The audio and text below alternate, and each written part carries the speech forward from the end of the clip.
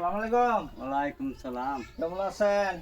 ও বেশি ভালো না, এই অসুস্থ বলে আপনার হাত জি। কোনটা আছে যে বাওয়াত ঠ্যাং এগুলি ঠ্যাং না হ্যাঁ। খুবই অসুবিধা। অসুবিধা নেই, এই টাকা কাজ কাম পয়সা করতে হয় চিকিৎসা করতে পারেন না। না। বা আমাদের গ্রামে যে কত ধরনের মানুষ অসুস্থ মানুষ আছে বা কত অসহায় মানুষ আছে হুম। আপনারা জানেন না।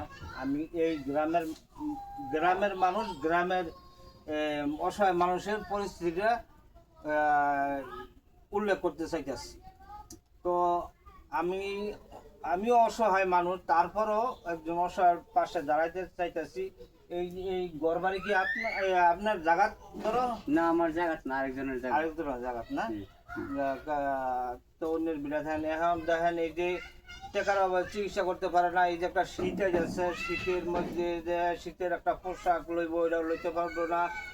তো আমার একটা কথা, যে কোনো হৃদয়বান ব্যক্তির দয়া হয় তাইলে কিছু সহযোগিতা করেন। আমি আপনাকে কিছু আর্থিক সহযোগিতা, তো আমার তেমন না, আমিও তারপরও আমি যতটুকু পারলাম আপনাদের সহযোগিতা করি। আপনি চিকিৎসা করেন, সুস্থ হন, আর আমার জন্য দোয়া করেন। এবং প্রবাসী প্রবাসী ভাইয়ের আমি আপনাকে 600 টাকা দিলাম, হ্যাঁ। আলহামদুলিল্লাহ। আর প্রবাসী ভাইগো আপনি কোন ভাইগো কাছে আপনি কিছু কোন যে আপনারা কিছু সহযোগিতা করতো।